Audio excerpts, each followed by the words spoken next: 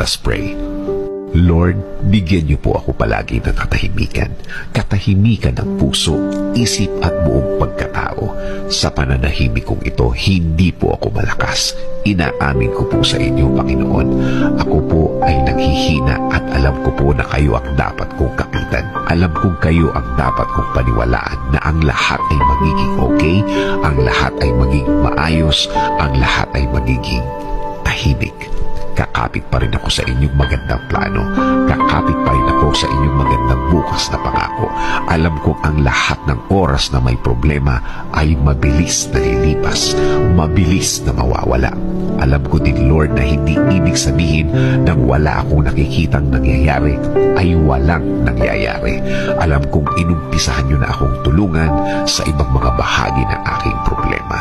Alam kong magiging okay, Lord. Alam kong bubuti ang lahat. Alam kong makukuha ko ang plano niyo sa akin. I-guide niyo po ako at ituro mo sa akin, Lord, ang tama at tahimik na paraan. In Jesus' name we pray. Amen.